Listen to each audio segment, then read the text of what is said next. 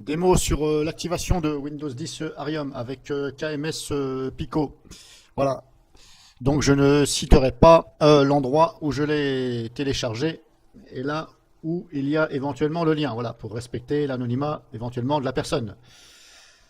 Donc c'est un activateur, voilà, c'est comme Auto KMS, sauf que là c'est la version KMS Pico. Donc Pico, je ne sais pas ce que ça veut dire, c'est pas grave. Donc sachez que je viens d'activer cette machine virtuelle ici, Windows 10 Arium, voilà, donc c'est un Windows 10. Je viens de l'activer, ça a fonctionné, et je l'ai activé en me déconnectant totalement de Internet et en suspendant l'antivirus, voilà, parce qu'il est détecté par Windows Defender. Voilà, donc si vous le faites, il faut désactiver votre antivirus, voilà. Alors, je précise aussi que, je vais vous faire voir ça, parce que sinon vous n'allez rien comprendre, je l'ai téléchargé, le dossier est là, il est en rare, voilà, alors peut-être que pour vous il sera en zip ou autre chose. Donc ça va vous donner ceci quand vous allez l'extraire.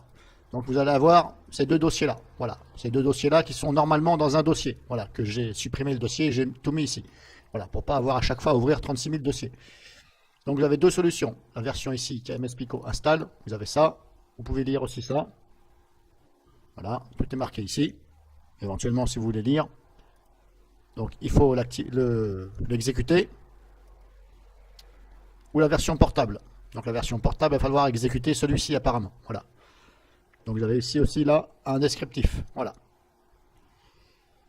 Donc vous pouvez remarquer que dans la version portable, il y a beaucoup de fichiers et dossiers. Voilà, par rapport à l'autre version normale. Alors pourquoi du comment, j'en sais rien. Moi j'ai utilisé la version portable. Voilà. Sachez que vous avez aussi ici pas mal de choses. Notamment ici, des choses ici. Voilà. Pro plus, publisher, etc. Vidéo, machin. Et dans chaque dossier, voilà, il y a des clés de registre. Donc, je pense que ça va inscrire ces clés de registre là dans, dans votre PC quand vous allez activer. Voilà, ça, je ne sais pas ce que c'est. Cette extension là, je ne sais pas ce que c'est. Donc ça, pour voir les clés de registre, vous ouvrez ça avec Notepad ou bloc-notes. Donc quand vous ouvrez, par exemple, voilà, ouvrir avec Notepad. Voilà, tout est marqué ici, les clés exactement, voilà. Donc après, il suffit de lire. Voilà, HK, local machine, etc., etc. Voilà. Donc ça, c'est un détail. Donc dans tous ces dossiers-là, à chaque fois, on retrouve exactement la même chose, avec des clés de registre différents. Alors je vous signale aussi que Windows Defender détecte ça comme une menace haute, alors que c'est nullement complètement faux. C'est simplement un PUP, c'est-à-dire que c'est un programme Unwanted Programme Potentially. Ça veut dire que c'est un programme qui est potentiellement non recherché.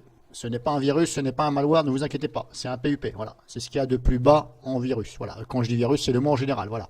C'est le risque est vraiment, voilà, on va dire, ça s'approche du zéro, voilà. C'est PUP, tout simplement. Pour avoir plus d'informations, vous allez sur Internet, vous tapez PUP et vous allez voir.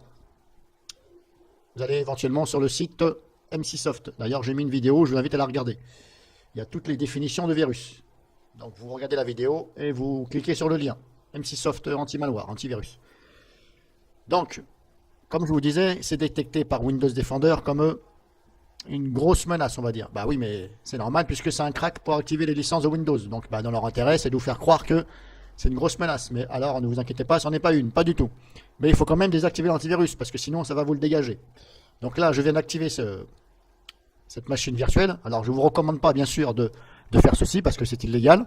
Hein. Moi, je fais voir, mais après, c'est vous qui le faites, c'est pas moi. Moi, personnellement, je n'utilise pas de crack sur mes PC qui m'appartient, et même si c'est quelqu'un d'autre, je ne le fais pas. Si ça doit se faire, c'est lui qui va le faire, c'est pas moi.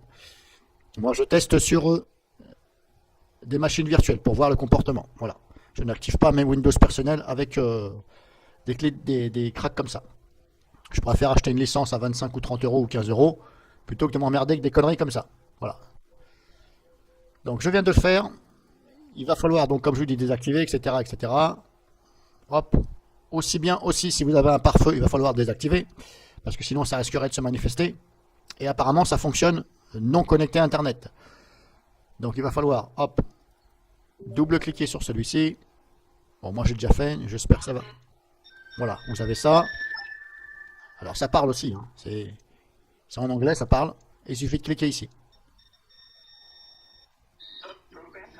Voilà, programme complète. OK. Donc les sons sont ici.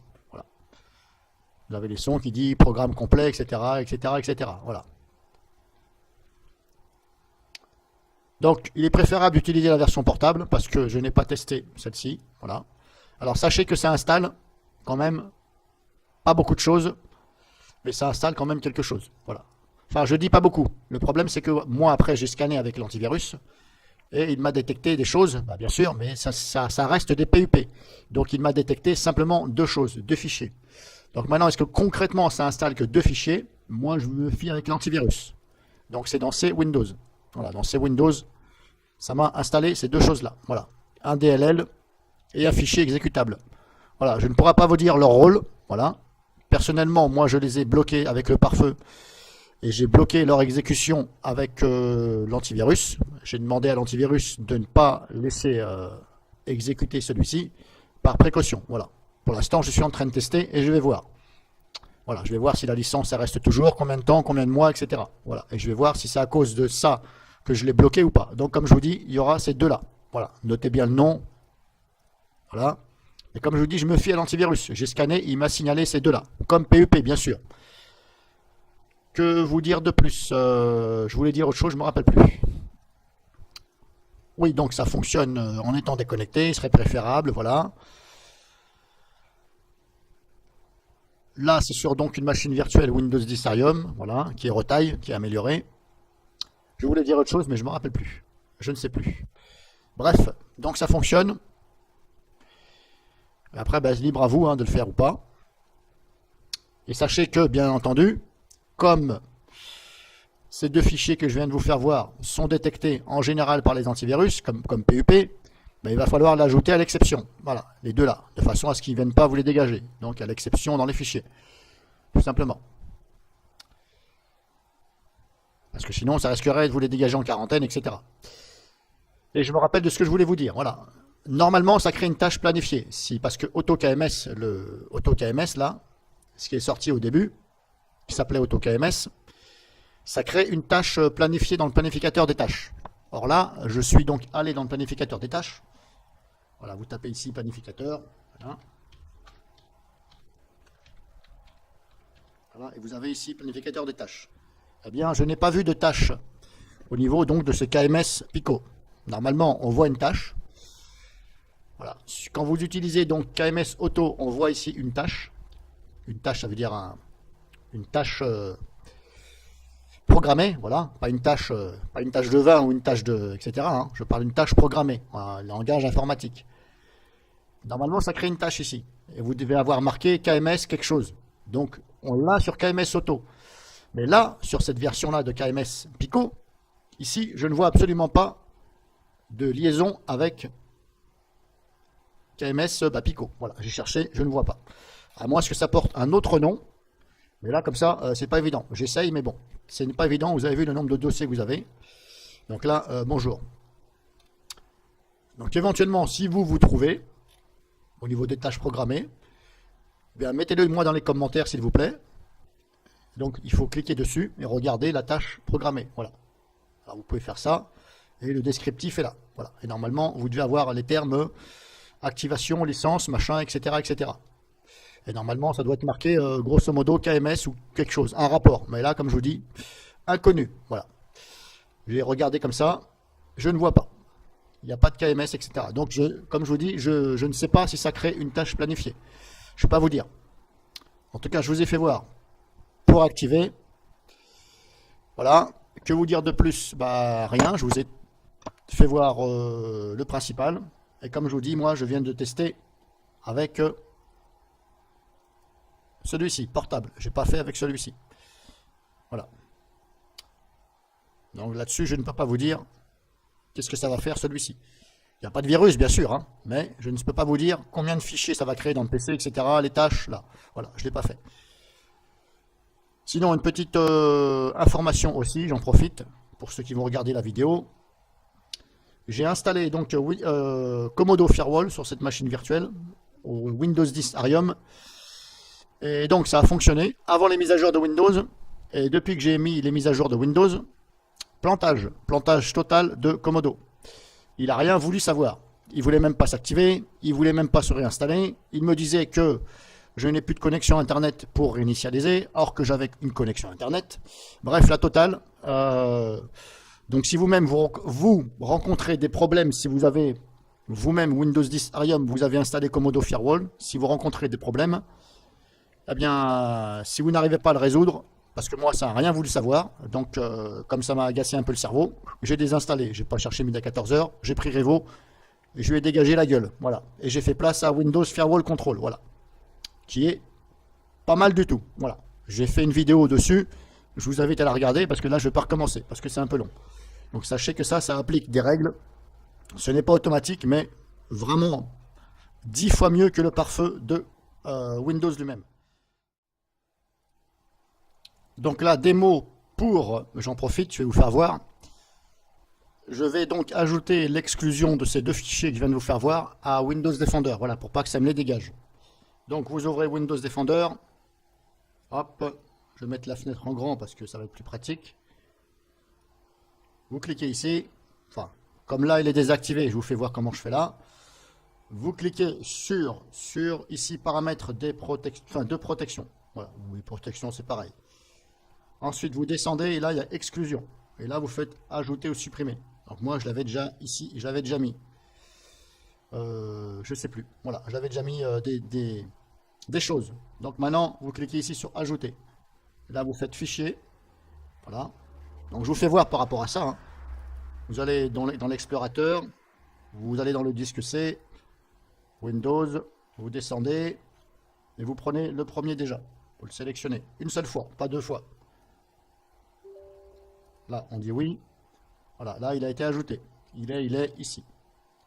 On recommence, fichier, toujours fichier bien sûr, ce sont des fichiers, ce ne sont pas des dossiers. Là pareil, c'est Windows, et là vous prenez celui-ci. Surtout, vous cliquez une seule fois dessus, vous le sélectionnez une seule fois, pas deux, parce que celui-ci c'est un fichier exécutable. Donc là je ne peux pas vous dire les conséquences.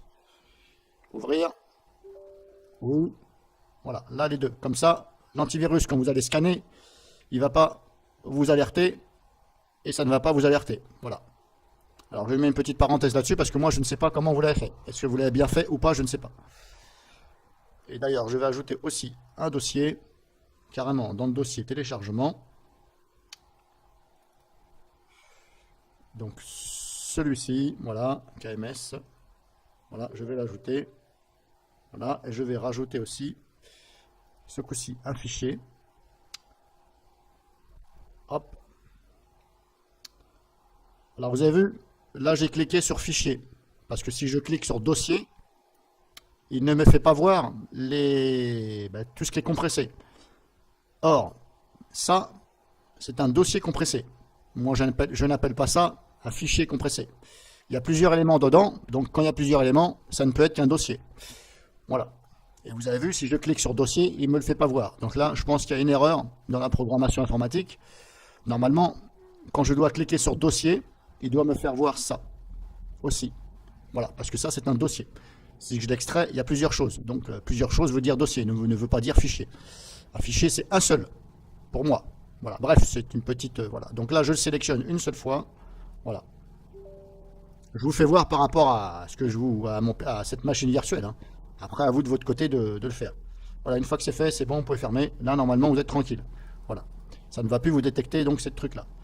Et comme je vous ai dit, attention, ça détecte comme haut risque. Et comme je vous ai dit, comme c'est un crack, Windows, il essaie de se défendre comme il peut. Donc s'il peut vous raconter un petit peu des... Voilà, vous allez me comprendre, hein, je pense que vous me comprenez, et bien voilà. Donc voilà.